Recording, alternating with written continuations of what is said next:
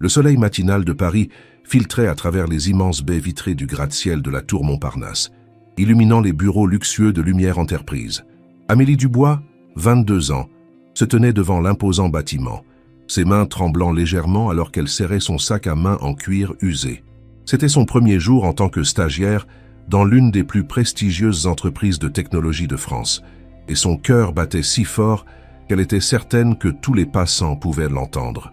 Ses cheveux châtains étaient soigneusement attachés en un chignon bas, et elle portait son unique tailleur noir, celui qu'elle avait économisé pendant des mois pour acheter. Amélie venait d'un petit village de Provence, où sa grand-mère sourde l'avait élevée après la mort de ses parents dans un accident de voiture quand elle avait 8 ans.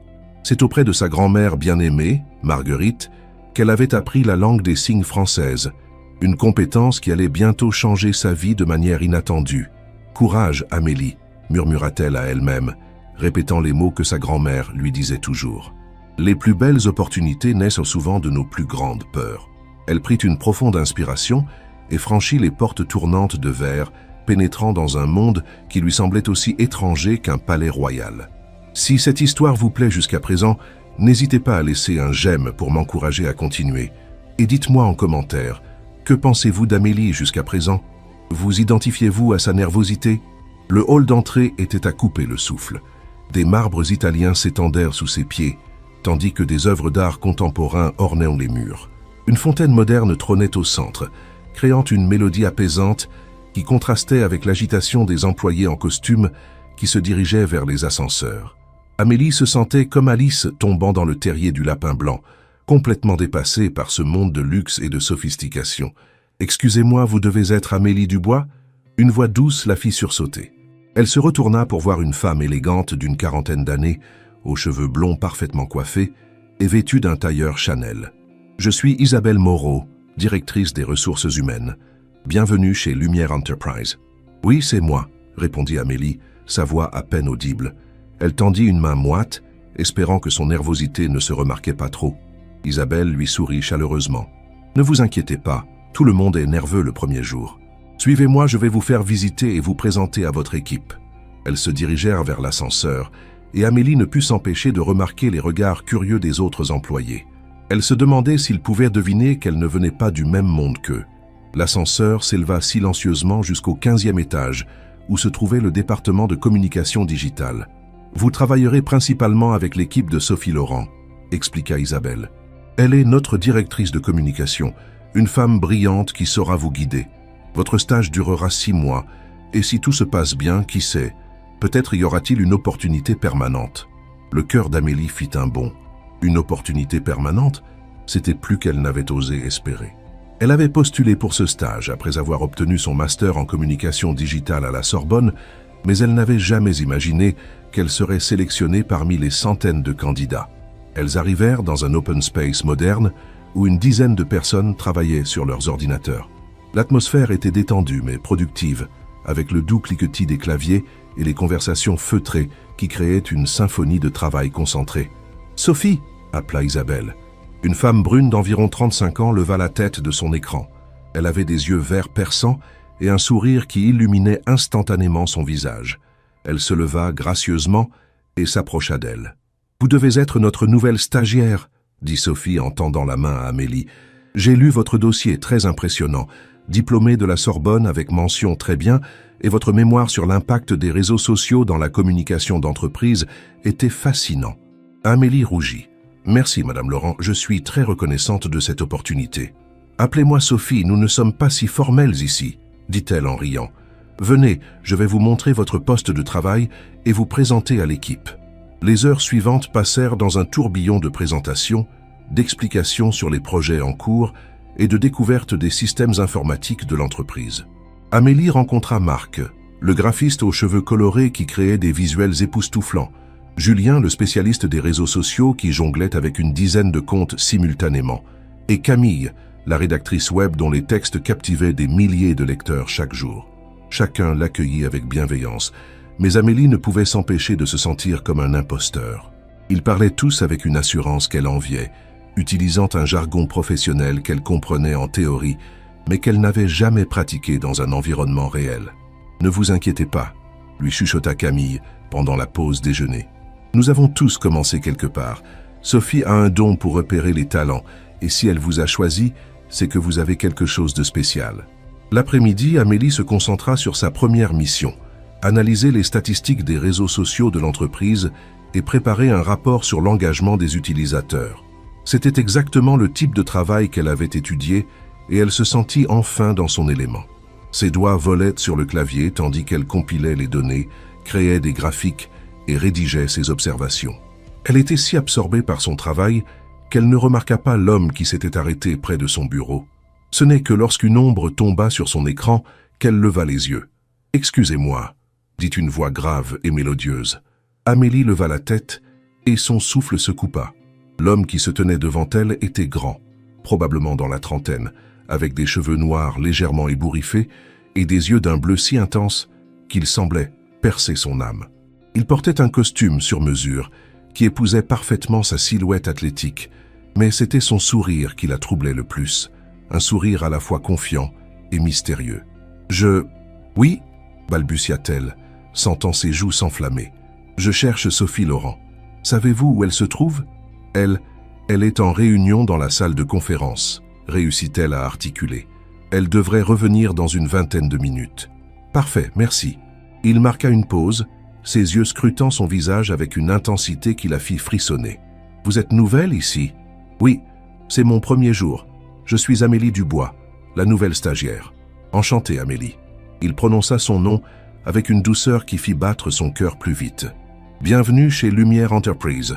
J'espère que vous vous plairez ici. » Avant qu'elle puisse répondre, il s'éloigna d'un pas assuré, laissant derrière lui un parfum subtil de cèdre et de bergamote. Amélie le suivit des yeux, remarquant la façon dont les autres employés s'écartaient respectueusement sur son passage, certains le saluant avec une déférence qui suggérait qu'il occupait un poste important. « Qui était-ce » demanda-t-elle à Marc, qui revenait de la machine à café. Marc faillit renverser sa tasse. « Tu ne sais pas qui c'était » Il baissa la voix. « C'était Alexandre Dubois. Enfin, Alexandre Lumière maintenant, le PDG de l'entreprise. » Le sang d'Amélie se glaça dans ses veines. Le PDG ? Elle venait de parler au PDG milliardaire de l'entreprise comme s'il était un employé ordinaire. Et pourquoi avait-il dit s'appeler Dubois ? C'était son nom de famille à elle. Le PDG ? Répéta-t-elle faiblement. Oui, Alexandre Lumière. Il a hérité de l'entreprise de son père il y a 5 ans et l'a transformée en empire technologique. Il n'a que 32 ans et il est déjà l'un des hommes les plus riches de France. Marc la regarda avec curiosité. « Pourquoi il t'a parlé ?»« Il cherchait Sophie, » murmura Amélie, encore sous le choc. Le reste de la journée passa dans un brouillard. Amélie n'arrivait pas à se concentrer, repensant sans cesse à cette rencontre inattendue. Pourquoi le PDG était-il venu personnellement chercher Sophie? Et pourquoi avait-il pris le temps de lui parler à elle, une simple stagiaire? À 18h, alors que la plupart des employés commençaient à partir, Amélie finalisait son rapport. Elle était fière du travail accompli. Ses analyses étaient précises et ses recommandations pertinentes. Peut-être qu'elle pourrait vraiment réussir dans ce monde après tout. « Amélie ?» Sophie apparut à côté de son bureau. « Comment s'est passée votre première journée ?»« Très bien, merci. J'ai terminé l'analyse que vous m'aviez demandée. » Elle tendit le document imprimé à Sophie, qui le parcourut rapidement. « Excellent travail. Vos observations sur l'engagement des utilisateurs sont très pertinentes. Je vais présenter cela à l'équipe dirigeante demain matin. » Sophie sourit. « Je pense que vous allez très bien vous intégrer ici. » Alors qu'Amélie rassemblait ses affaires, elle ne pouvait s'empêcher de penser à Alexandre Lumière. Il y avait quelque chose dans son regard qui l'intriguait, une profondeur qui contrastait avec l'image du jeune PDG arrogant qu'elle s'était imaginé. Et cette coïncidence troublante avec le nom Dubois, elle quitta le bureau avec un mélange d'excitation et d'appréhension. Sa nouvelle vie parisienne commençait, et elle avait le pressentiment que cette première journée n'était que le début d'une aventure qui allait changer sa vie à jamais. 3 semaines s'étaient écoulées depuis le premier jour d'Amélie chez Lumière Enterprise, et elle commençait enfin à trouver ses marques. Ses rapports étaient appréciés, ses collègues l'avaient adoptée, et elle se sentait de plus en plus confiante dans ses capacités. Cependant, elle n'avait pas revu Alexandre Lumière depuis cette première rencontre troublante, et elle se demandait parfois si elle n'avait pas rêvé cette interaction. Ce matin-là, un mardi pluvieux de novembre, Amélie était arrivée plus tôt que d'habitude. Elle aimait ces moments de calme, avant l'arrivée de ses collègues, quand elle pouvait organiser sa journée en toute tranquillité. Elle était en train de réviser une présentation sur les tendances des médias sociaux quand elle entendit l'ascenseur s'ouvrir. Elle leva les yeux, s'attendant à voir Sophie ou l'un de ses collègues, mais fut surprise de découvrir un homme âgé d'environ 60 ans, élégamment vêtu d'un costume gris anthracite.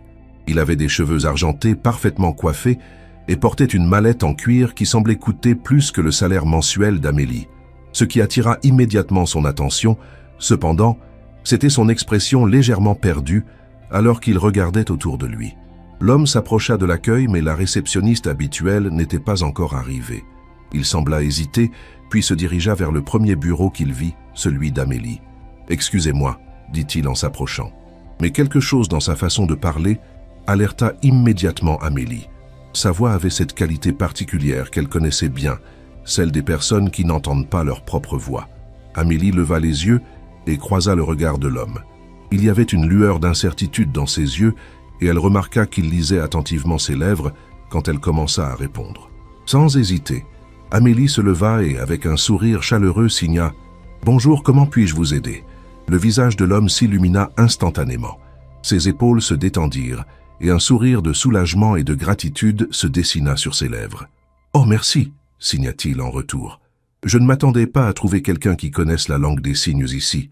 Je suis Henri Moreau et j'ai rendez-vous avec Monsieur Lumière à 9 h.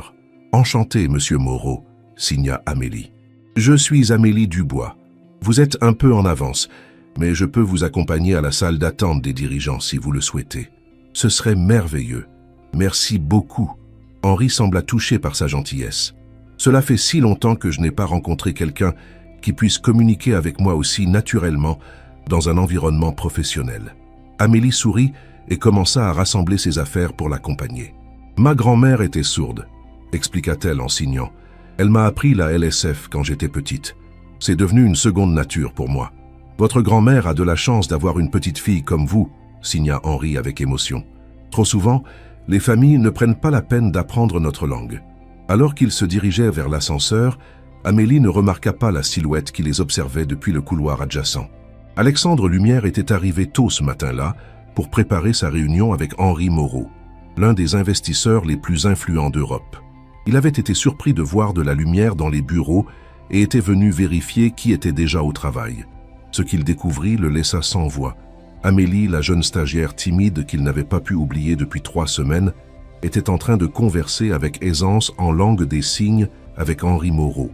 Alexandre connaissait la réputation de Moreau, un homme brillant mais difficile, qui avait la réputation d'être particulièrement exigeant avec les personnes qui ne comprenaient pas sa surdité. Voir Amélie interagir avec lui avec une telle naturelle et une telle bienveillance révélait une facette de sa personnalité qu'Alexandre n'avait pas soupçonnée.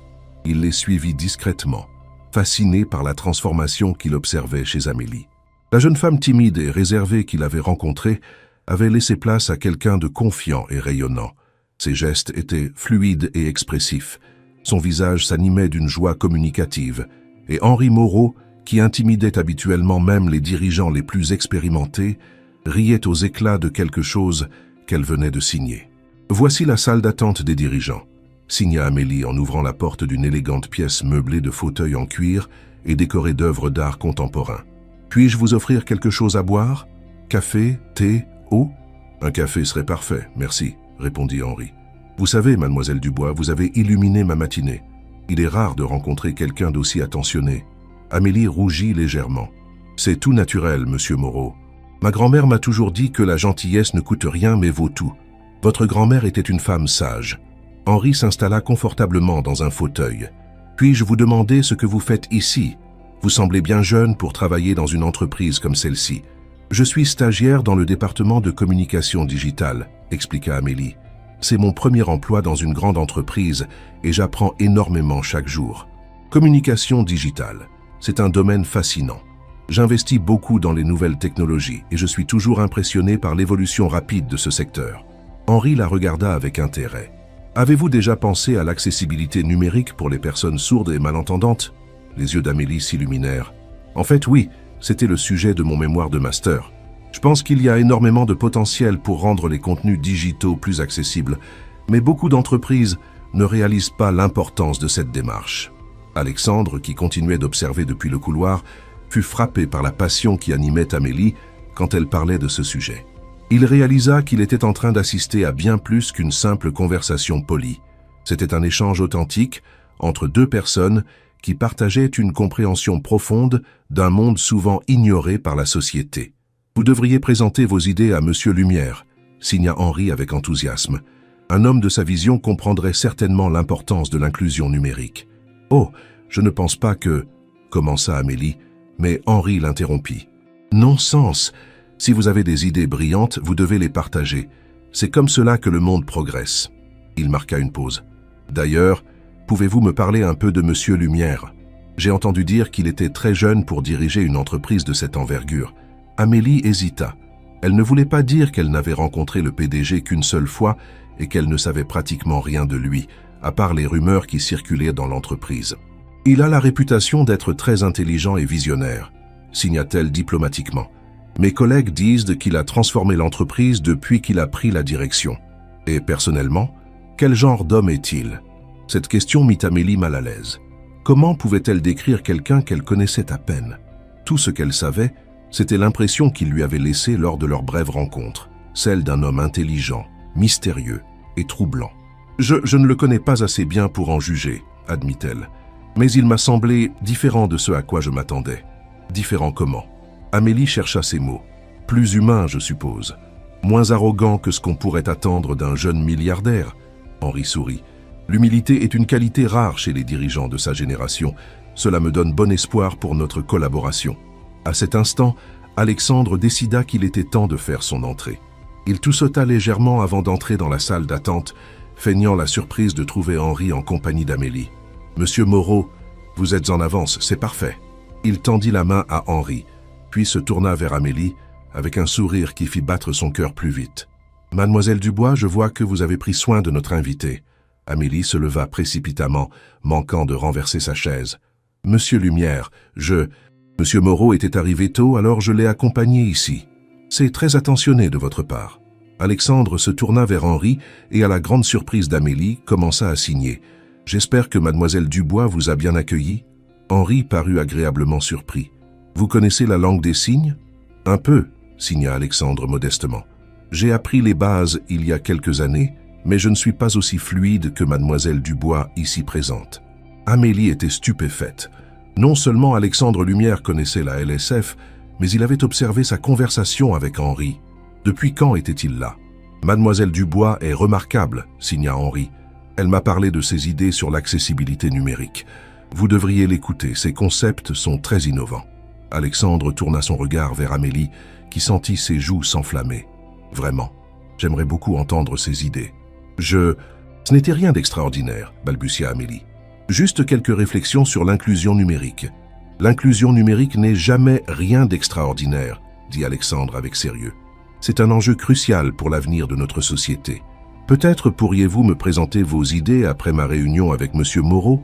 Le cœur d'Amélie fit un bond. Le PDG voulait entendre ses idées? « Bien sûr, si vous pensez que cela peut être utile. J'en suis certain. » Alexandre consulta sa montre. « Monsieur Moreau, si vous êtes prêt, nous pouvons commencer notre réunion. Mademoiselle Dubois, pourriez-vous passer à mon bureau vers 11 heures ?» Amélie hocha la tête, incapable de prononcer un mot. Elle regarda les deux hommes se diriger vers le bureau d'Alexandre, Henri se retournant pour lui faire un signe d'au revoir, accompagné d'un sourire encourageant. Une fois seule, Amélie s'effondra dans un fauteuil, son cœur battant à tout rompre. Qu'est-ce qui venait de se passer? En l'espace d'une heure, elle était passée de simple stagiaire à quelqu'un que le PDG voulait consulter sur ses idées. Et comment Alexandre savait-il la langue des signes? Il y avait décidément beaucoup plus de mystère autour de cet homme qu'elle ne l'avait imaginé. Elle retourna à son bureau dans un état second, essayant de se concentrer sur son travail, mais ne cessant de penser à la réunion qui l'attendait. Ses collègues remarquèrent son agitation. « Amélie, ça va ?» demanda Camille. « Tu as l'air différente ce matin. »« J'ai une réunion avec Monsieur Lumière à 11 heures, » avoua-t-elle. Marc faillit s'étouffer avec son café. « Une réunion avec le PDG? Pourquoi ? » « Il veut que je lui présente mes idées sur l'accessibilité numérique. » Sophie, qui avait entendu la conversation, s'approcha. « Amélie, c'est fantastique.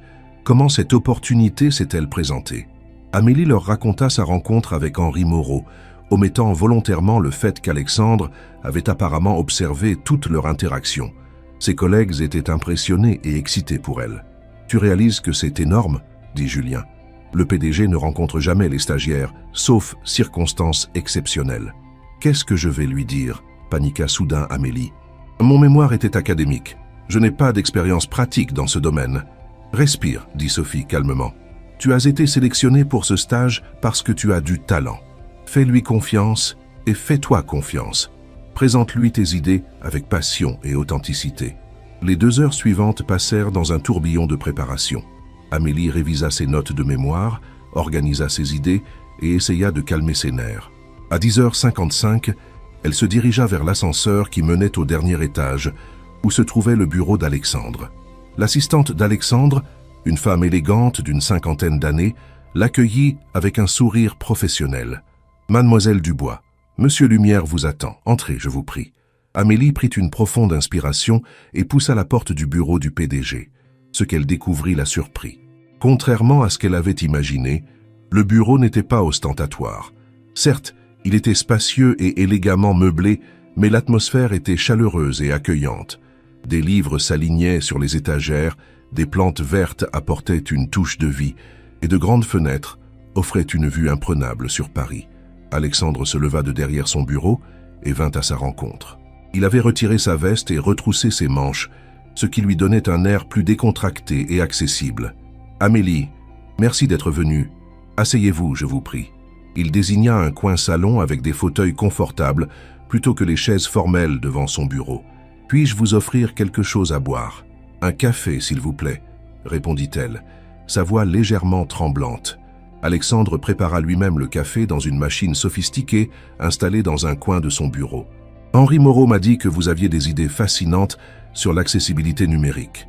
J'aimerais beaucoup les entendre. » Amélie prit une gorgée de café pour se donner du courage. « Eh bien, mon mémoire portait sur les barrières que rencontrent les personnes sourdes et malentendantes dans l'accès au contenu numérique. J'ai identifié plusieurs domaines où des améliorations simples pourraient avoir un impact énorme. Je vous écoute. » Encouragée par son attention sincère, Amélie commença à exposer ses idées. Elle parla de l'importance des sous-titres automatiques de qualité, de la traduction en temps réel en langue des signes, de l'adaptation des interfaces utilisateurs pour les personnes malentendantes. Plus elle parlait, plus elle se sentait confiante, sa passion pour le sujet prenant le dessus sur sa nervosité. Alexandre l'écoutait avec une attention soutenue, posant des questions pertinentes qui montraient qu'il comprenait vraiment les enjeux. « Ces idées sont remarquables, Amélie. Avez-vous pensé à la façon dont elles pourraient être implémentées concrètement dans une entreprise comme la nôtre ? » « En fait, oui. » Amélie sortit quelques notes de son sac. « J'ai esquissé un plan de développement progressif. On pourrait commencer par auditer nos plateformes actuelles, puis implémenter des solutions par ordre de priorité. » Alexandre examina ses notes, impressionné par le niveau de détail et la faisabilité de ses propositions. « Amélie, je vais être direct avec vous. Ces idées ne sont pas seulement bonnes, elles sont nécessaires, et vous avez la vision et la passion pour les concrétiser. » Le cœur d'Amélie s'emballa. « Vous pensez vraiment ? » ?»« Absolument. » Alexandre se pencha vers elle. « J'aimerais vous proposer quelque chose. Que diriez-vous de développer un projet pilote sur l'accessibilité numérique ? Vous auriez votre propre budget, une équipe dédiée et carte blanche pour explorer vos idées. » Amélie crut qu'elle allait s'évanouir. « Vous êtes sérieux ? Très sérieux. Bien sûr, cela signifierait que votre stage prendrait une direction différente. Au lieu de travailler uniquement avec l'équipe de communication, vous travailleriez directement avec moi sur ce projet. »« Avec vous ?» répéta-t-elle faiblement. Alexandre sourit et ce sourire fit fondre toutes les défenses d'Amélie. « Oui, avec moi. Ce projet me tient à cœur pour des raisons personnelles que je vous expliquerai peut-être un jour. Alors, qu'en dites-vous » Amélie le regarda. Cet homme mystérieux qui venait de lui offrir l'opportunité de sa vie. Il y avait tant de questions qu'elle voulait lui poser, tant de choses qu'elle ne comprenait pas. Mais une chose était claire, cette proposition allait changer sa vie. « J'accepte, » dit-elle, sa voix à peine audible mais ferme. « Parfait. » Alexandre se leva et tendit la main. « Bienvenue dans votre nouvelle aventure, Amélie. » Quand leurs mains se touchèrent, Amélie sentit une décharge électrique la parcourir. Elle leva les yeux vers Alexandre et vit quelque chose dans son regard qui lui coupa le souffle. Une intensité, une promesse, et quelque chose d'autre qu'elle n'arrivait pas à identifier. Ce qu'elle ne savait pas, c'est qu'Alexandre ressentait exactement la même chose. Depuis 3 semaines, il n'avait pas pu l'oublier et la voir ce matin avec Henri Moreau avait confirmé ce qu'il soupçonnait déjà. Amélie Dubois n'était pas une stagiaire ordinaire. Elle était quelqu'un d'exceptionnel et il était déterminé à découvrir tous ses secrets. Mais Alexandre avait ses propres secrets, des secrets qui pourraient tout changer quand Amélie les découvrirait. Car le nom Dubois qu'il avait mentionné lors de leur première rencontre n'était pas un hasard. Il y avait un lien entre eux, un lien qu'Amélie ne soupçonnait pas encore, mais qui allait bientôt bouleverser sa vie de manière inattendue. Alors qu'Amélie quittait son bureau, le cœur battant et l'esprit en ébullition, elle ne pouvait pas imaginer que cette journée marquait le début d'une histoire qui allait la mener bien au-delà de ses rêves les plus fous. Une histoire d'amour, de secrets, de découvertes et de transformation qui allait changer non seulement sa vie, mais aussi celle de l'homme mystérieux qui venait de lui ouvrir les portes d'un monde nouveau. Le destin venait de jouer sa première carte, et le jeu ne faisait que commencer. 2 semaines s'étaient écoulées depuis qu'Amélie avait accepté de diriger le projet d'accessibilité numérique, et sa vie avait été complètement transformée. Elle avait été installée dans un bureau privé au 20e étage, juste en dessous de celui d'Alexandre, avec une vue panoramique sur Paris qui lui coupait le souffle chaque matin. Son équipe était composée de 3 développeurs talentueux, d'une designer UX spécialisée dans l'accessibilité et d'un consultant sourd qui apportait une perspective authentique au projet. Mais ce qui troublait le plus Amélie, c'était la proximité croissante avec Alexandre. Leurs réunions quotidiennes étaient devenues le moment fort de ses journées, non seulement parce qu'elle était passionnée par le projet, mais aussi parce qu'elle se sentait de plus en plus attirée par cet homme énigmatique. Alexandre était différent de tous les hommes qu'elle avait rencontrés. Il était brillant, certes, mais aussi attentif, bienveillant. Et il avait une façon de la regarder qui la faisait se sentir comme la personne la plus importante au monde. Pourtant, elle sentait qu'il cachait quelque chose, une part de lui-même qu'il gardait soigneusement secrète. Ce matin-là, Amélie était arrivée tôt pour finaliser la présentation qu'elle devait faire au conseil d'administration l'après-midi. C'était un moment crucial pour le projet, et elle voulait que tout soit parfait. Elle était si concentrée sur son travail qu'elle ne remarqua pas Alexandre qui s'était arrêté dans l'embrasure de sa porte. « Vous êtes là depuis longtemps ?» demanda-t-il, la faisant sursauter. « Alexandre !» Elle se retourna, le cœur battant. « Je ne vous avais pas entendu arriver. Désolé de vous avoir fait peur. » Il entra dans son bureau, portant 2 tasses de café. « J'ai pensé que vous pourriez avoir besoin de ça. »« Merci, c'est très attentionné. » Elle accepta la tasse avec reconnaissance, leurs doigts se frôlant brièvement. Cette simple caresse lui envoya des frissons dans tout le corps. Alexandre s'installa dans le fauteuil en face de son bureau. « Prête pour cet après-midi ?»« Je l'espère. J'ai répété ma présentation une dizaine de fois, mais je suis encore nerveuse. Vous n'avez aucune raison de l'être. Votre travail est exceptionnel, Amélie. Le conseil va être impressionné. » Elle rougit sous le compliment. « J'espère que vous avez raison. »« J'ai toujours raison, » dit-il avec un sourire taquin qui fit fondre son cœur. Ils travaillèrent ensemble pendant 1 heure, peaufinant les derniers détails de la présentation. Amélie était constamment consciente de sa présence, de son parfum subtil, de la façon dont ses yeux s'illuminaient quand il était concentré. Elle se demandait s'il ressentait la même tension électrique qu'elle. « Amélie, dit-il soudain, puis-je vous poser une question personnelle ?»« Bien sûr. Votre grand-mère, elle vit toujours ?» La question la surprit. « Oui, elle vit toujours en Provence. Pourquoi ?» Alexandre hésita, comme s'il pesait ses mots. « J'aimerais la rencontrer un jour, si c'est possible. Quelqu'un qui a élevé une personne comme vous doit être extraordinaire. » Le cœur d'Amélie se serra d'émotion. Elle aimerait beaucoup vous rencontrer aussi. Elle serait fière de savoir que sa petite fille travaille sur un projet qui peut aider des personnes comme elle. Parlez-moi d'elle. Amélie sourit, ses yeux s'illuminant. Grand-mère Marguerite est la personne la plus forte que je connaisse. Quand mes parents sont morts, elle m'a accueilli sans hésiter, même si elle avait déjà 70 ans. Elle m'a appris que la différence n'est pas un handicap, mais une richesse. Grâce à elle, j'ai grandi dans 2 mondes, celui des entendants et celui des sourds. Elle vous a donné un don précieux. Oui, mais plus que ça, elle m'a donné de l'empathie. Elle m'a appris à voir au-delà des apparences, à comprendre que chacun a ses propres défis. Alexandre la regardait avec une intensité qui la troublait. C'est exactement ce que je pensais. Que voulez-vous dire ? Il se leva et se dirigea vers la fenêtre, lui tournant le dos. « Amélie, il y a quelque chose que je dois vous dire. Quelque chose sur moi, sur ma famille. Le ton de sa voix avait changé, devenant plus grave, plus vulnérable. Amélie sentit son cœur s'accélérer. « Je vous écoute. » Alexandre resta silencieux pendant un long moment, comme s'il luttait avec lui-même. Finalement, il se retourna vers elle. « Mon frère cadet, Thomas, est sourd de naissance. » Amélie écarquilla les yeux. « Votre frère ? » ?»« Oui, c'est pour lui que j'ai appris la langue des signes. C'est à cause de lui que l'accessibilité numérique me tient tant à cœur. » Alexandre revint s'asseoir, ses yeux brillants d'émotion. « Thomas est brillant, Amélie. Il a un doctorat en informatique, il est plus intelligent que moi sur bien des aspects. Mais le monde ne lui donne pas toujours les mêmes chances qu'aux autres. Où est-il maintenant? Il travaille dans notre filiale de Lyon, où il dirige une équipe de développement. Mais il a refusé de venir à Paris.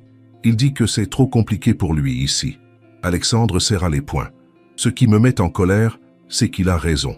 Notre société n'est pas assez inclusive, même dans notre propre entreprise. » Amélie comprenait maintenant pourquoi Alexandre avait été si réceptif à ses idées, pourquoi il avait immédiatement saisi l'importance de son projet. « C'est pour ça que vous voulez que ce projet réussisse. »« En partie, oui, mais pas seulement. » Il la regarda droit dans les yeux. « Quand je vous ai vu avec Henri Moreau ce matin-là, j'ai vu quelque chose que je n'avais jamais vu auparavant. J'ai vu quelqu'un qui ne faisait pas semblant de comprendre, qui ne faisait pas d'efforts par politesse. Vous étiez authentique, naturel. Vous parliez avec Henri comme vous parleriez avec n'importe qui d'autre. C'est normal, non? » « Non, Amélie, ce n'est pas normal. C'est exceptionnel. » Alexandre se pencha vers elle. « La plupart des gens sont mal à l'aise avec la différence. Ils font des efforts, certes, mais on sent que c'est forcé. Avec vous, c'était différent. Vous étiez... vous. » Amélie sentit ses joues s'enflammer. « Je ne sais pas quoi dire. »« Ne dites rien. Contentez-vous d'être vous-même. » Alexandre consulta sa montre. « Je dois y aller, j'ai une réunion. »« Mais Amélie... »« Oui, merci. Pour ce que vous faites. Pour qui vous êtes. Thomas va adorer vous rencontrer. » Après son départ, Amélie resta assise dans son bureau, l'esprit en ébullition. Cette révélation changeait tout. Elle comprenait maintenant pourquoi Alexandre était si investi dans le projet, pourquoi il semblait la comprendre si bien. Mais cela soulevait aussi de nouvelles questions. Pourquoi avait-il attendu si longtemps pour lui parler de Thomas?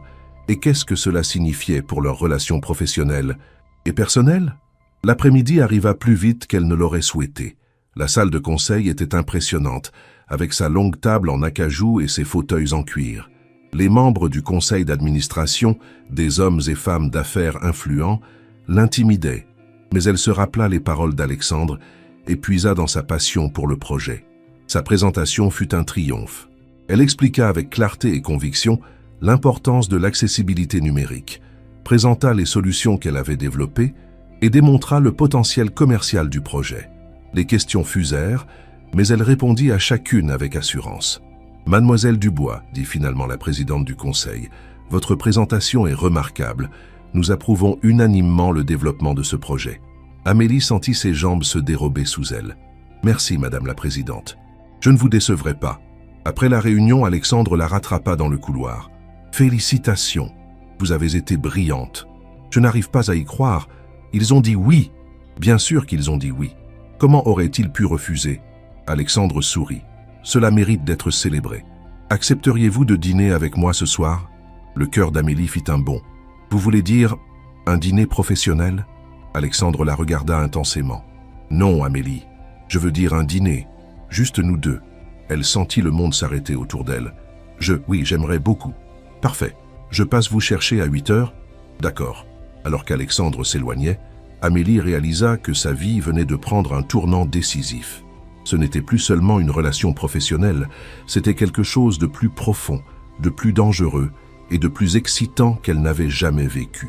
Ce soir-là, elle se prépara avec un soin particulier, choisissant une robe noire simple mais élégante que sa grand-mère lui avait offerte pour son diplôme. Quand Alexandre sonna à sa porte, elle faillit perdre tous ses moyens. Il était encore plus séduisant en tenue décontractée, avec un pull en cachemire noir qui mettait en valeur ses yeux bleus. « Vous êtes magnifique », dit-il simplement, et la sincérité dans sa voix la fit frissonner. Il l'emmena dans un petit restaurant italien discret, loin de l'agitation du centre de Paris. L'atmosphère était intime, avec des bougies sur chaque table et une musique douce en arrière-plan. « Comment avez-vous trouvé cet endroit ?» demanda Amélie en regardant autour d'elle. « C'est Thomas qui me l'a recommandé. Il dit que c'est l'un des rares restaurants où il se sent vraiment à l'aise, parce que le personnel connaît quelques signes de base. Il a bon goût. Ils commandèrent du vin et commencèrent à parler, d'abord du projet puis de sujets plus personnels. Alexandre lui raconta son enfance, la pression d'être l'héritier de l'empire familial, la culpabilité qu'il ressentait parfois d'avoir eu plus de chance que Thomas. « Vous savez, dit-il en sirotant son vin, quand j'étais enfant, je voulais être sourd comme Thomas. Je pensais que comme ça, nous serions vraiment pareils. Qu'est-ce qui vous a fait changer d'avis ? Thomas lui-même. Il m'a dit que ma différence était d'être entendant et que c'était ma responsabilité d'utiliser cette différence pour construire des ponts entre nos deux mondes. » Amélie sentit ses yeux se remplir de larmes. Il a l'air extraordinaire. Il l'est. J'aimerais que vous le rencontriez bientôt. J'aimerais beaucoup. La conversation dériva vers l'enfance d'Amélie, ses souvenirs avec sa grand-mère, ses rêves et ses peurs. Alexandre l'écoutait avec une attention qui la touchait profondément. « Amélie, dit-il soudain, puis-je vous poser une question indiscrète ? Allez-y. Avez-vous déjà été amoureuse ? » La question l'a pris au dépourvu. « Pourquoi me demandez-vous ça ? Parce que j'ai besoin de savoir si j'ai une chance. » Le cœur d'Amélie s'arrêta de battre. « Une chance de quoi ?» Alexandre tendit la main par-dessus la table et prit la sienne. « Une chance de vous faire tomber amoureuse de moi. » Le contact de sa peau contre la sienne envoya des décharges électriques dans tout son corps. « Alexandre, je sais que c'est compliqué. Je suis votre patron. Vous êtes ma stagiaire. Mais je ne peux plus faire semblant que ce que je ressens pour vous est purement professionnel. » Amélie le regarda, cet homme puissant et mystérieux qui venait de se montrer vulnérable devant elle. « Qu'est-ce que vous ressentez exactement ? Je pense à vous du matin au soir. Quand vous n'êtes pas là, vous me manquez. Quand vous souriez, j'ai l'impression que le monde s'illumine. Et quand vous me regardez comme vous le faites maintenant, j'ai envie de tout abandonner pour vous embrasser. » Amélie sentit son souffle se couper. « Alexandre, dites-moi que je ne suis pas le seul à ressentir ça. » Elle le regarda dans les yeux, ses yeux bleus qui l'avaient troublé dès le premier jour. « Vous n'êtes pas le seul. » Le sourire qui illumina le visage d'Alexandre fut comme un rayon de soleil. « Alors nous avons un problème. Lequel ? Comment faire pour que cela fonctionne sans compromettre votre carrière ?» Amélie n'avait pas de réponse à cette question. Tout ce qu'elle savait, c'est qu'elle était en train de tomber amoureuse de cet homme et que cela l'effrayait autant que cela l'excitait. « Nous trouverons une solution, » dit-elle finalement. « Vous en êtes sûr ?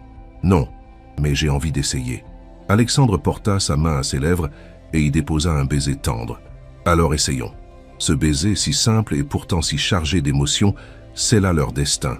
Ils ne savaient pas encore quels défis les attendaient, quels secrets allaient être révélés, quelles épreuves ils devraient surmonter. Mais ils savaient qu'ils voulaient les affronter ensemble. Alors qu'ils quittèrent le restaurant main dans la main, Amélie ne pouvait pas imaginer que leur histoire d'amour naissante allait bientôt être mise à l'épreuve par une révélation qui changerait tout.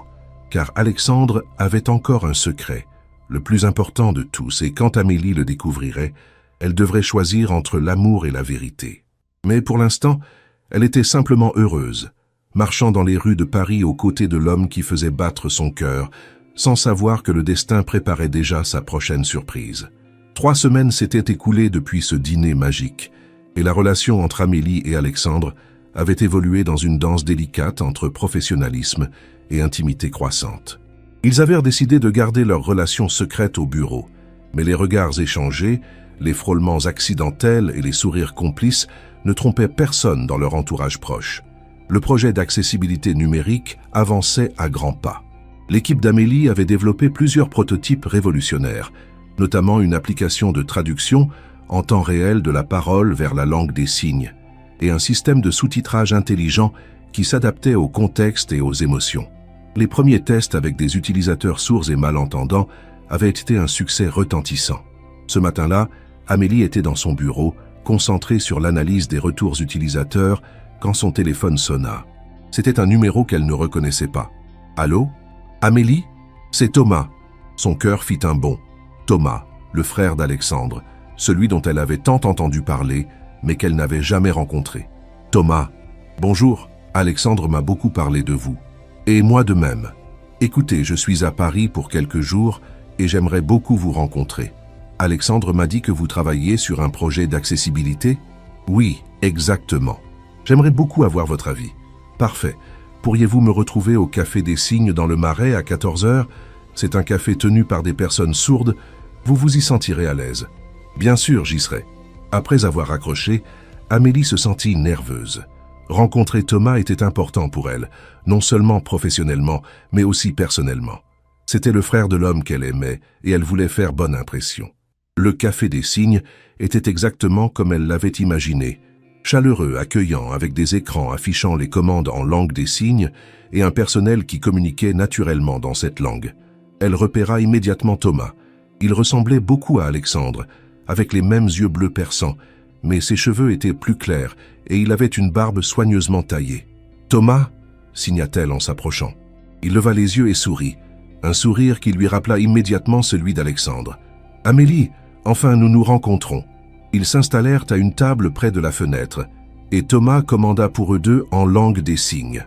Amélie fut impressionnée par sa prestance naturelle et sa confiance en lui. « Alexandre m'a dit que vous aviez grandi avec votre grand-mère sourde, » signa Thomas. « Oui, grand-mère Marguerite, elle m'a tout appris.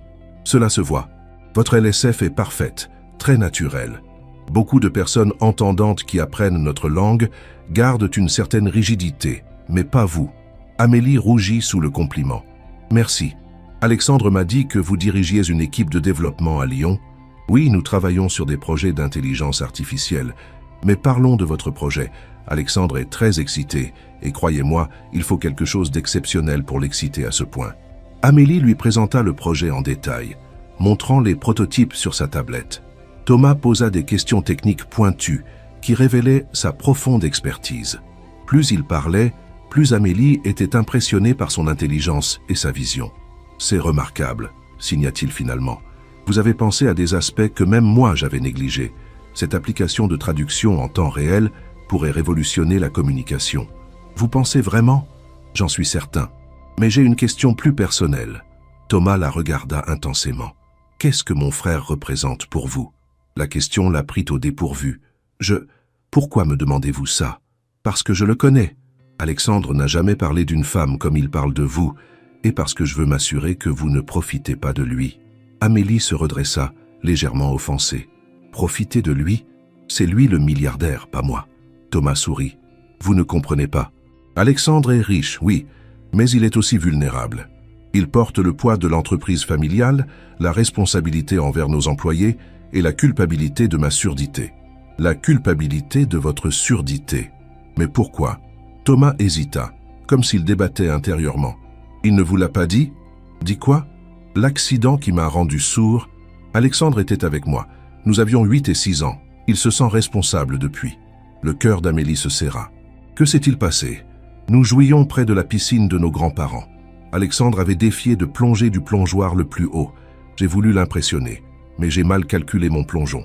J'ai heurté le bord de la piscine avec la tête. » Thomas toucha inconsciemment son oreille. « Les dommages neurologiques ont causé ma surdité. Mon Dieu, mais ce n'était pas sa faute. Vous étiez des enfants. Essayez de le convaincre de ça. Pendant des années, il a refusé de nager, de s'amuser, de faire quoi que ce soit qui pourrait être dangereux. Il s'est mis une pression énorme pour réussir, comme si ses succès pouvaient compenser mon handicap. » Amélie comprenait maintenant tant de choses sur Alexandre. Sa détermination, sa passion pour l'accessibilité, sa façon de la regarder parfois avec une intensité douloureuse. C'est pour ça qu'il a appris la langue des signes. Oui, et c'est pour ça qu'il a refusé tous les traitements expérimentaux que nos parents voulaient me faire subir. Il disait que j'étais parfait comme j'étais. Thomas sourit avec tendresse. « Mon grand frère protecteur, il vous aime énormément, et moi aussi. C'est pourquoi je veux m'assurer que la femme qu'il aime le mérite. » Amélie le regarda droit dans les yeux. « Je l'aime, Thomas. Pas pour son argent, pas pour son statut. Je l'aime pour l'homme qu'il est, généreux, intelligent, bienveillant, et oui, parfois hanté par des démons qu'il ne devrait pas porter. » Thomas l'étudia pendant un long moment, puis sourit. « Bien, c'est exactement ce que j'espérais entendre. » Ils continuèrent à parler pendant 2 heures, et Amélie se sentit de plus en plus proche de Thomas. Il avait l'humour d'Alexandre, mais aussi une sagesse que la souffrance lui avait apportée. « Amélie, signa-t-il avant de partir, puis-je vous donner un conseil ?»« Bien sûr. Alexandre a tendance à tout porter sur ses épaules. Ne le laissez pas faire ça avec votre relation. S'il y a des problèmes, affrontez-les ensemble. » « Que voulez-vous dire ?» Thomas hésita. « Il y a des choses sur notre famille, sur l'entreprise, qu'Alexandre ne vous a pas encore dites. Quand il le fera, et il le fera, Ne le jugez pas trop durement. Il a ses raisons. » Cette remarque cryptique troubla Amélie. « Quelle chose? Ce n'est pas à moi de vous le dire. Mais promettez-moi de lui laisser une chance de s'expliquer. » D'accord. Après le départ de Thomas, Amélie retourna au bureau, l'esprit en ébullition. Quels autres secrets Alexandre cachait-il? Et pourquoi avait-elle l'impression que sa vie parfaite était sur le point de basculer? Elle n'eut pas longtemps à attendre pour avoir sa réponse. Le lendemain matin, elle arriva au bureau pour trouver Alexandre dans son bureau, le visage grave. Il tenait une enveloppe à la main. « Amélie, nous devons parler. Qu'est-ce qui se passe? Vous avez l'air différent. » Alexandre ferma la porte et s'assit en face d'elle. « J'ai reçu ça ce matin. » Il lui tendit l'enveloppe. « C'est de mon avocat. » Amélie ouvrit l'enveloppe avec des mains tremblantes. À l'intérieur, il y avait plusieurs documents légaux.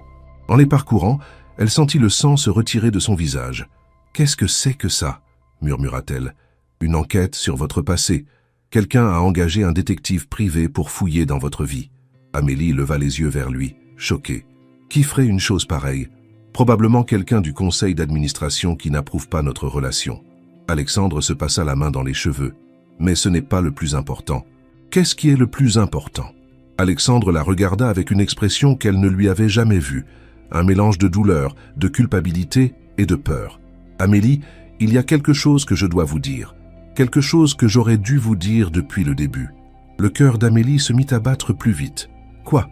Votre nom de famille, Dubois. Ce n'est pas une coïncidence. »« Que voulez-vous dire ?» Alexandre se leva et se dirigea vers la fenêtre, incapable de la regarder en face. « Mon vrai nom n'est pas Alexandre Lumière. C'est Alexandre Dubois. Lumière était le nom de jeune fille de ma mère. » Amélie sentit le monde s'écrouler autour d'elle. « Dubois? Mais ça voudrait dire que nous sommes cousins. Cousins éloignés, mais cousins quand même. » « Non. » Amélie se leva brusquement, renversant sa chaise. « Non, ce n'est pas possible. »« Amélie, laissez-moi vous expliquer. »« Vous le saviez, cria-t-elle. Depuis le début, vous le saviez. »« Oui, je le savais. Et vous ne m'avez rien dit? Vous m'avez laissé tomber amoureuse de vous en sachant que nous étions de la même famille ?» Alexandre se retourna, les yeux brillants de larmes. « Je ne voulais pas que ça arrive. Au début, j'étais juste curieux de rencontrer cette cousine dont j'avais entendu parler. Mais quand je vous ai vu, quand vous m'avez vu, quoi, je suis tombé amoureux et j'ai été lâche. J'ai eu peur que si je vous disais la vérité, vous partiez. » Amélie le regarda, cet homme qu'elle aimait, qui venait de détruire son monde. Quelle vérité? Qu'est-ce que vous ne me dites pas encore? Alexandre prit une profonde inspiration. Votre grand-mère Marguerite, c'est la sœur de mon grand-père. Nos grands-parents étaient frères et sœurs. Mon Dieu! Amélie s'effondra dans son fauteuil. Grand-mère le sait? Je ne sais pas. Nos familles se sont perdues de vue il y a des décennies, après une dispute sur l'héritage familial.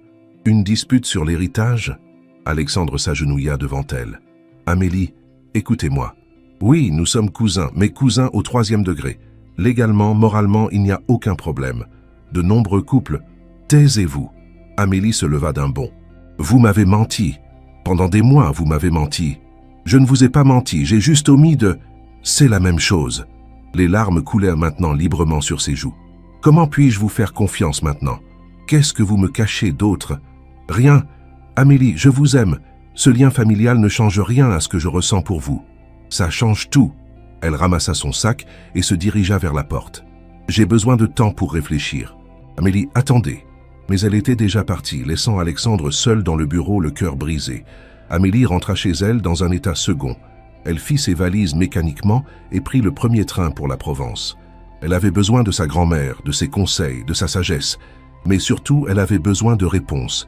Le voyage lui sembla interminable. Elle regardait défiler le paysage français sans le voir, l'esprit obsédé par les révélations d'Alexandre. Comment avait-elle pu être si naïve? Comment avait-elle pu ne pas voir les signes?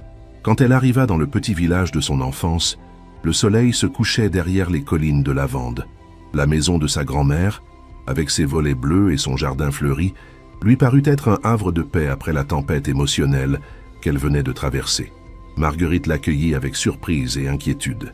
À 75 ans, elle était encore vive et alerte, ses cheveux argentés toujours impeccablement coiffés. « Ma chérie, qu'est-ce qui t'amène?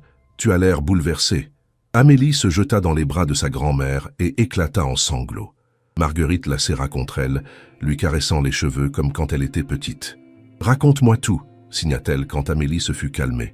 Elles s'installèrent dans le salon avec ses meubles anciens et ses photos de famille. Amélie raconta tout, son stage, Alexandre, leur relation et finalement la révélation sur leur lien familial.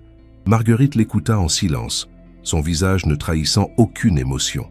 Quand Amélie eut terminé, elle resta silencieuse pendant un long moment. « Grand-mère, tu savais ?» Marguerite soupira profondément. « Je me doutais que ce jour viendrait un jour.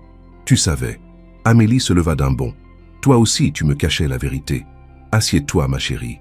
Laisse-moi t'expliquer. » Marguerite se dirigea vers un vieux secrétaire et en sortit une boîte en bois.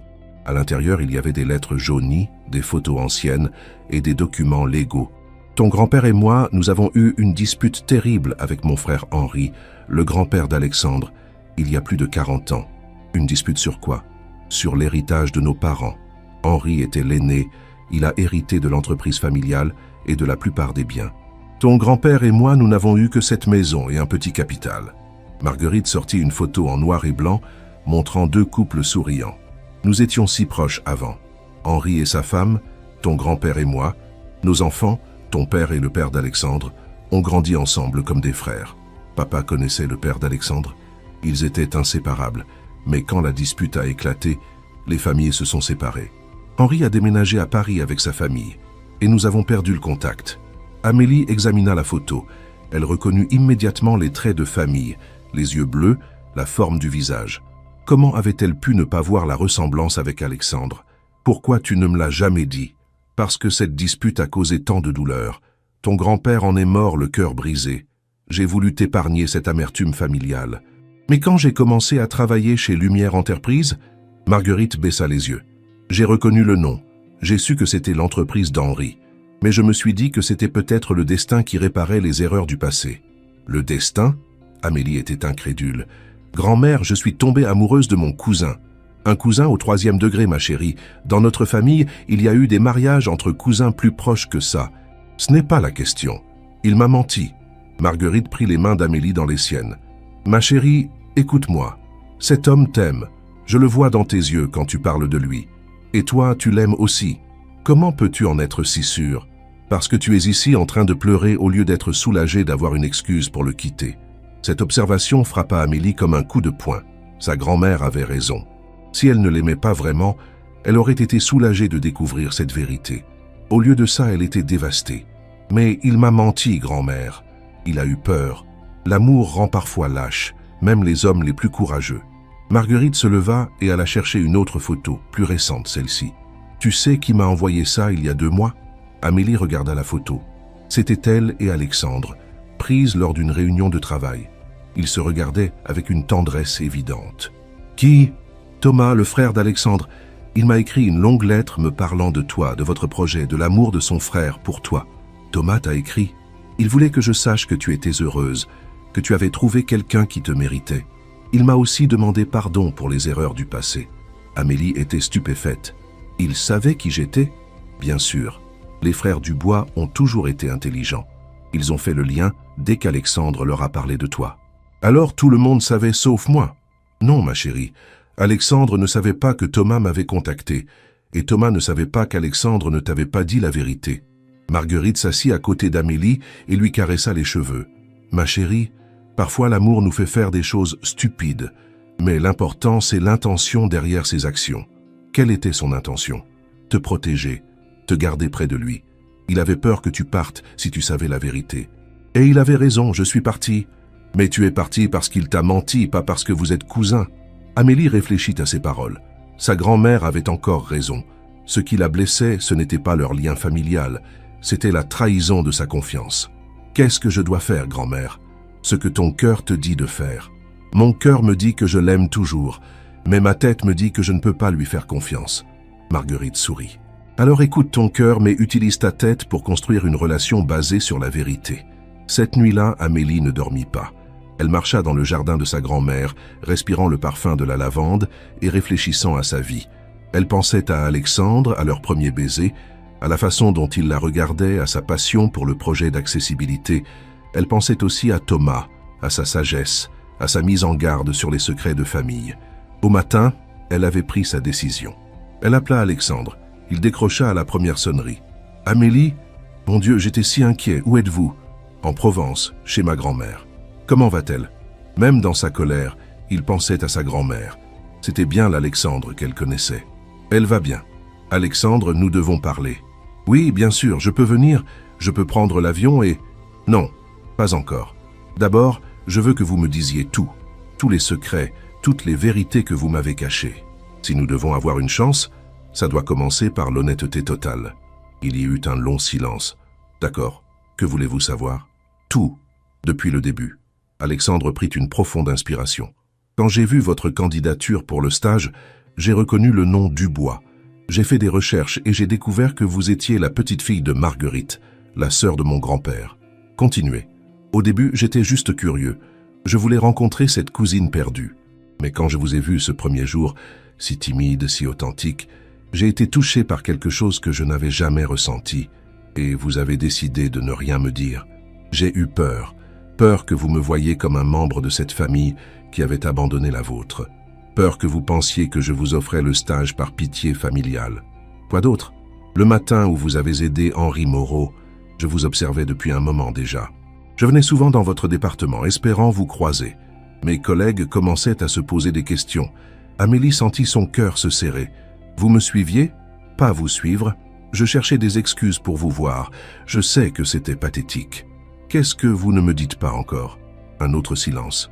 L'enquête du détective privé, ce n'est pas quelqu'un du conseil d'administration qui l'a commandé. Qui alors? Moi. Amélie faillit lâcher le téléphone. Vous. Au début de notre relation, j'ai voulu en savoir plus sur votre passé. Pas par méfiance, mais parce que je voulais vous comprendre, vous protéger.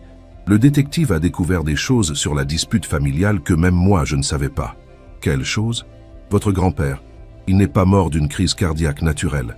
Il est mort de chagrin après avoir perdu un procès contre mon grand-père. Mon grand-père lui avait promis une part de l'héritage. Puis il a changé d'avis. Amélie sentit ses jambes se dérober. Votre grand-père a tué le mien? Pas directement, mais oui, en quelque sorte. Et j'ai peur que quand vous le saurez, vous ne puissiez jamais me pardonner. Amélie raccrocha et s'effondra sur une chaise.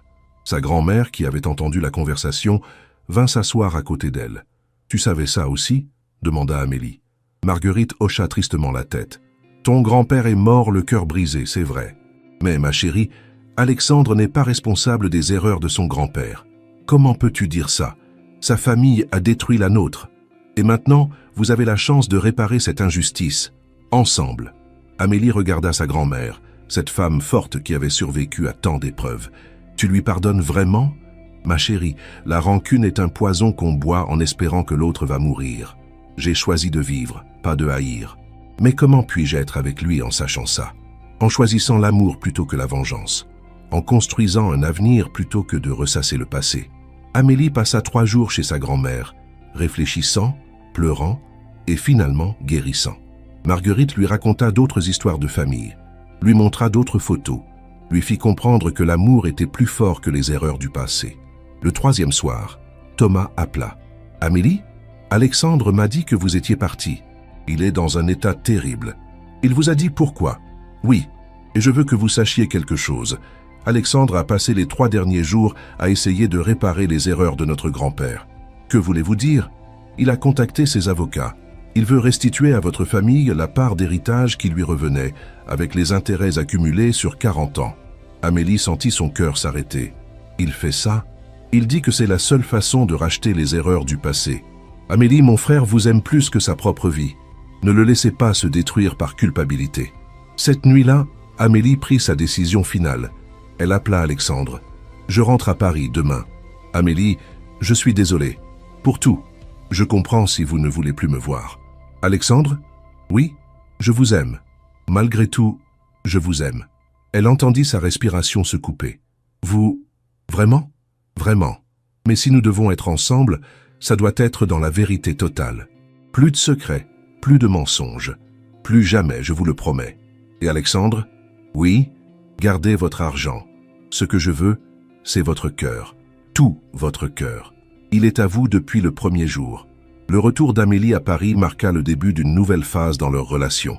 Alexandre l'attendait à la gare, et quand elle le vit, Elle réalisa à quel point il lui avait manqué. Il avait maigri, ses yeux étaient cernés, mais quand il la vit, son visage s'illumina d'un bonheur pur. Ils ne se jetèrent pas dans les bras l'un de l'autre comme dans les films.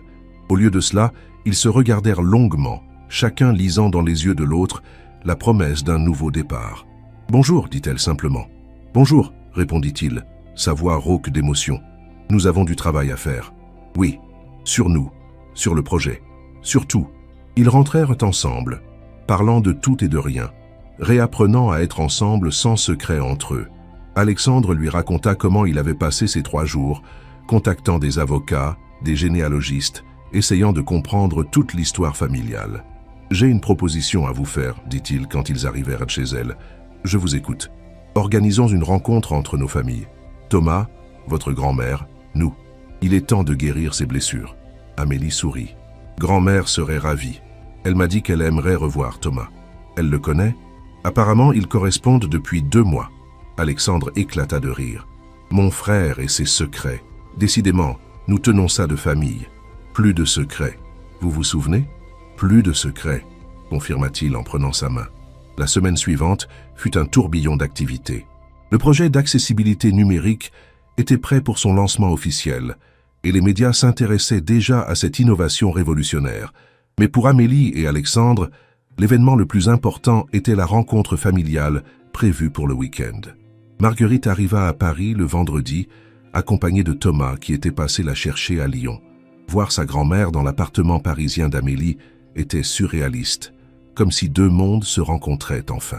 « Alors, c'est lui ton Alexandre ?» signa Marguerite quand Alexandre arriva. « Oui, grand-mère. » Marguerite examina Alexandre de la tête aux pieds, puis sourit. « Il a les yeux de son grand-père, mais j'espère qu'il a un meilleur cœur. » Alexandre, qui avait compris grâce à ses notions de LSF, répondit en signant maladroitement « J'espère vous prouver que oui, madame. » Marguerite éclata de rire. « Ton français des signes est terrible, mon garçon.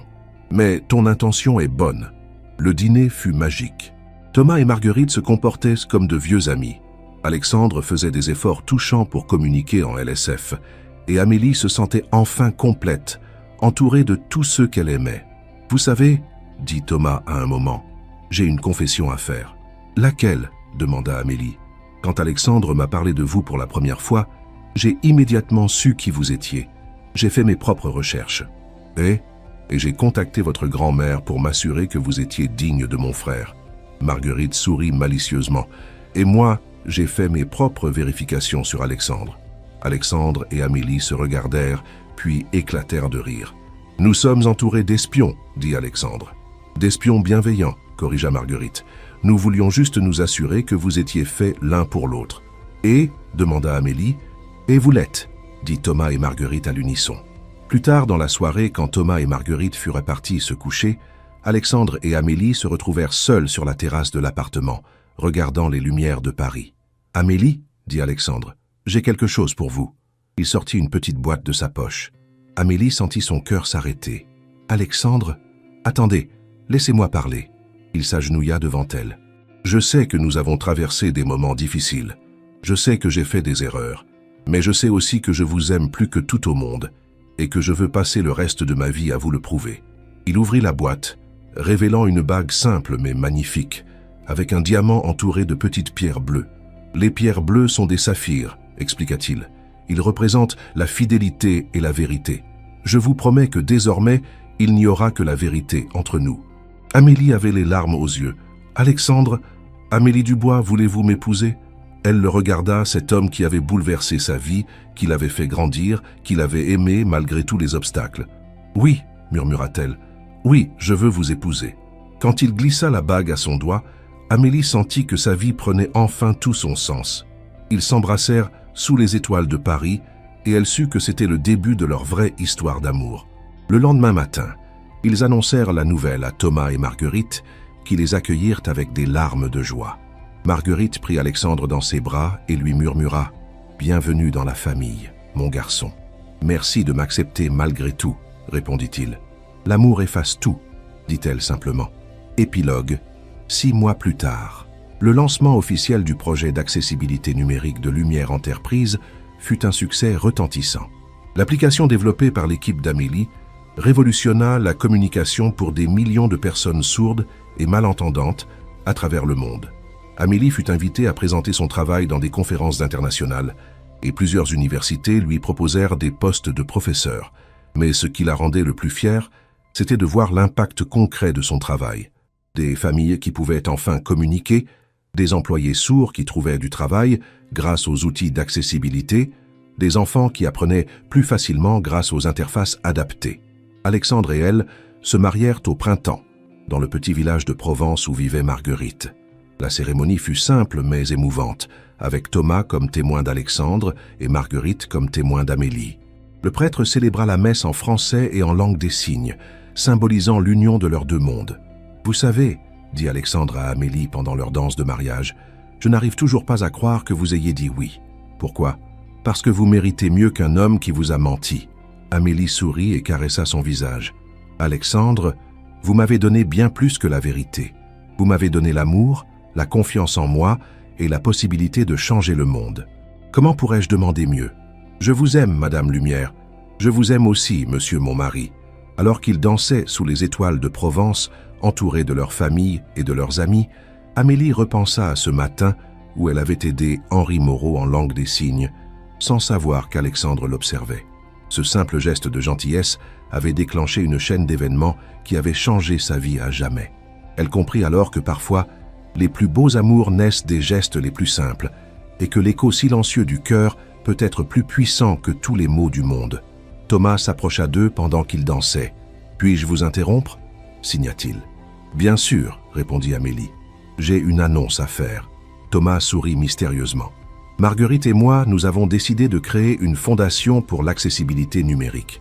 Nous voulons que votre travail continue et s'étende à toute l'Europe. » Alexandre et Amélie se regardèrent, stupéfaits. « Une fondation ?